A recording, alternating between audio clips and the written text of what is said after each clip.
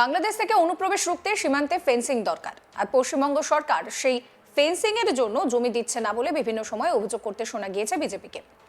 মঙ্গলবার রাজ্যে সাংবাদিক বৈঠক করার সময় এই জমি না দেওয়ার অভিযোগ করতে শোনা গিয়েছে খোদ দেশের স্বরাষ্ট্রমন্ত্রী অমিত শাহকে। তবে শুধু তাই নয়, অমিত শাহ আরো বলেন, যতক্ষণ না ফেন্সিং হচ্ছে ততক্ষণ বিএসএফ নিরাপত্তা দিতে পারবে না। বিএসএফ কে ফেন্সিং এর জন্য জমি দিতে হবে। আমি মমতা ব্যানার্জিকে 7টি চিঠি লিখেছি। 6 বছরের মধ্যে 3 বার স্বরাষ্ট্র সচিব এখানে এসে মুখ্য সচিবের সঙ্গে বৈঠক করে গিয়েছেন। আমি তৃণমূল কংগ্রেসের সরকারকে জিজ্ঞাসা করতে চাই, জমি দিতে ভয় কোথায়? আপনাদের কোনো দায়িত্ব নেই নাকি আপনারা অনুপ্রবেশটা হতে দিতে চান? সারা দেশ থেকে যে অনুপ্রবেশকারী পাকড়াও করা হয়, তাদের কাছ থেকে বাংলার ভুয়ো নথি পাওয়া যায়। ভোট ব্যাংক মজুত করার জন্য অনুপ্রবেশকারীদের রাজ্য সরকারের নীতি হিসেবে স্বীকার করা হয়েছে। এই কারণেই আমি বলছি, তৃণমূল কংগ্রেস অনুপ্রবেশ আটকাতে পারবে না। বাংলার ডেমোগ্রাফি বিপজ্জনকভাবে বদলে যাচ্ছে, আর আগত সময় খুবই চিন্তাজনক। কি বলছেন কেন্দ্রীয় স্বরাষ্ট্রমন্ত্রী অমিত শাহ, শোনাবো। बीएसएफ जब तक फेंसिंग नहीं होती है तब तक बीएसएफ सुरक्षा नहीं कर सकती है। बीएसएफ को भूमि देनी पड़ेगी फेंसिंग के लिए भारत सरकार को। मेरे स्तर पर मैंने 7 पत्र लिखे ममता बनर्जी को। ये 6 साल के अंदर 3 बार गृह सचिव यहां आकर मीटिंग कर कर गए चीफ सेक्रेटरी से। मैं पूछना चाहता हूं तृणमूल कांग्रेस की सरकार को, जमीन देने में क्या डर है? कि आपकी कोई रिस्पॉन्सिबिलिटी नहीं है, या आप घुसपैठ होने देना चाहते हो? और फिर भी नदी नाले जंगल कहीं से कोई घुसपैठिया आ जाता है, कहां आता है? सबसे पहले गांव के थाने और पटवारी के बगैर कोई रह सकता है? इसके डॉक्यूमेंट कौन बना रहा है? बंगाल सरकार बना रही है। देश भर से जो घुसपैठिए पकड़े जा रहे हैं, इनके पास से बंगाल के डॉक्यूमेंट, फर्जी डॉक्यूमेंट पकड़े जाते हैं। उन्होंने घुसपैठियों को अपनी वोट बैंक मजबूत करने के लिए राज्य सरकार की नीति के रूप में स्वीकार कर लिया है। इसलिए मैं कहता हूं कि तृणमूल कांग्रेस घुसपैठ नहीं रोक सकती। बंगाल की डेमोग्राफी खतरनाक तरीके से बदल रही है और आने वाला समय बहुत चिंताजनक। উল্লেখ্য, অনুপ্রবেশ ইস্যুতে একদিকে যেরকম তৃণমূলকে নিশানা করে বিজেপি, ঠিক তেমনই বিএসএফ কেন অনুপ্রবেশ রুখতে পারছে না সেই প্রশ্ন তুলে কেন্দ্রীয় স্বরাষ্ট্রমন্ত্রীকে নিশানা করলো তৃণমূল। কিন্তু এই বক্তব্যের মধ্যে দিয়ে অমিত শাহ কি আদতে অনুপ্রবেশ বন্ধ না হওয়ার সমস্ত দায় পরোক্ষে রাজ্যের তৃণমূল সরকারের ঘাড়ে দিয়ে কার্যত হাত তুলে নিলেন? এই প্রশ্নই এখন ঘুরপাক খাচ্ছে। অমিত শাহ আরো বলেন, গোটা বাংলার মানুষ অনুপ্রবেশকারীদের দ্বারা ত্রস্ত। কোন রাজ্য সরকার এমন হতে পারে যারা নিজের রাজ্যকে অনুপ্রবেশকারীদের আশ্রয়স্থল হিসেবে তৈরি করে দেয়? মমতাজি, আপনাকে এই সাংবাদিক বৈঠকে জিজ্ঞেস করতে চাই, বাংলাদেশ সীমান্তে এমন কোন সরকার আছে যারা বর্ডারে ফেন্সিং এর জন্য জমি দেয় না? যদি আপনি জবাব দিতে না পারেন তাহলে আমি দিচ্ছি। আপনার সরকারই আছে যারা জমি দেয় না, যে কারণে ফেন্সিং এর কাজ সমাপ্ত হয় না। বাংলার মুখ্যমন্ত্রী কি এই জবাব দিতে পারবেন? আসামে অনুপ্রবেশ কেন বন্ধ হয়েছে? ত্রিপুরাতে কেন বন্ধ হয়েছে? গুজরাট আর রাজস্থানের বর্ডারে কেন অনুপ্রবেশ হয় না? পাঞ্জাবের বর্ডারে কেন অনুপ্রবেশ হয় না? জম্মু কাশ্মীরে কেন হয় না? কেন শুধু বাংলাতেই হয়? কারণ অনুপ্রবেশ করানো হয় এবং ধীরে ধীরে বাংলার ডেমোগ্রাফি বদলিয়ে আপনি নিজের ভোট ব্যাংককে পোক্ত করতে চান। কিন্তু এটা চলবে না। বাংলার মানুষ এখন জেনে গিয়েছেন, বাংলার বর্ডার দিয়ে হওয়া অনুপ্রবেশ শুধু বাংলার বিষয় নয়, এটা এখন রাষ্ট্রীয় সুরক্ষার বিষয়।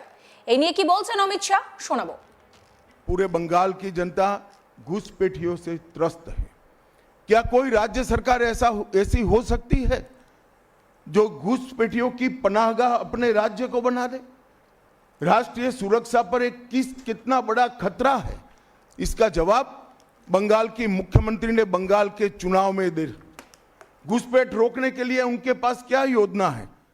आर्टिकल 370 हटता है, वो विरोध करती है। सीएए लाकर बंगाल के शरणार्थियों को नागरिकता देने का हम कार्यक्रम करते हैं, वो विरोध करती हैं। और वो ठीकरा फोड़ते हैं कि बीएसएफ है, वो रोक नहीं रही है। ममता जी, मैं आज आपको इस सार्वजनिक प्रेस वार्ता में पूछना चाहता हूं कि कौन सरकार है, कौन सी सरकार है बांग्लादेश की पूरी सीमा पर जो वाड़बंदी करने के लिए, बॉर्डर पर फेंसिंग करने के लिए जमीन नहीं देती है।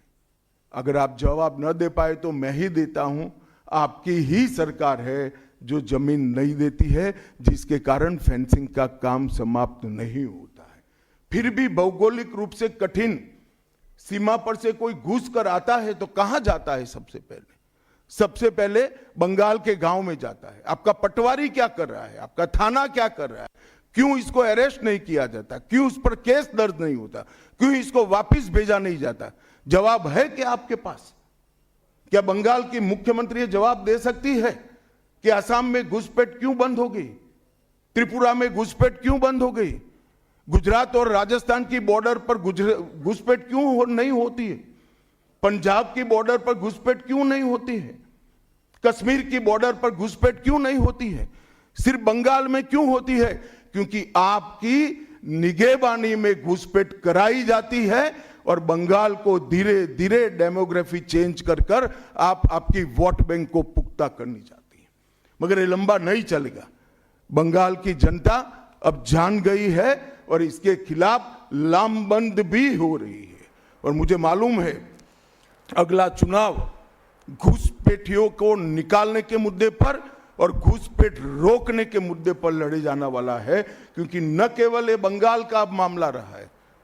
मैं आज बंगाल की जनता को इस प्रेस वार्ता के माध्यम से बताने आया हूं कि बंगाल की बॉर्डर से हो रही घुसपैठ सिर्फ बंगाल का मामला नहीं रहा है, अब ये राष्ट्रीय सुरक्षा का मामला है। देश की संस्कृति को बचाना है, देश की सुरक्षा को सुनिश्चित करना है, तो बंगाल की बॉर्डर सील कर दे। ऐसी देशभक्त सरकार यहां लानी पड़ेगी जो ममता बनर्जी नहीं कर सकती, केवल और केवल भारतीय जनता पार्टी कर सकती है।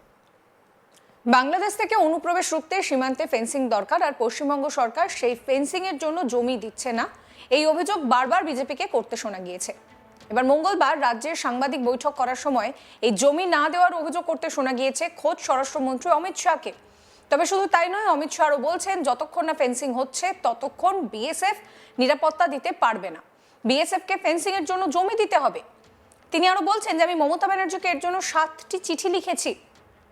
6 বছরের মধ্যে 3 বার স্বরাষ্ট্র সচিব এখানে মুখ্য সচিবের সঙ্গে বৈঠক করে গিয়েছেন। আমি তৃণমূল কংগ্রেস সরকারকে জিজ্ঞাসা করতে চাই, জমি দিতে ভয় কোথায়? আপনাদের কোনো দায়িত্ব নেই নাকি আপনারা অনুপ্রবেশ হতে দিতে চান?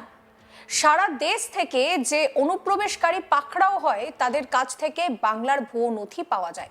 ভোট ব্যাংক মজবুত করার জন্য অনুপ্রবেশকারীদের রাজ্য সরকারের নীতি হিসেবে স্বীকার করে নিচ্ছেন।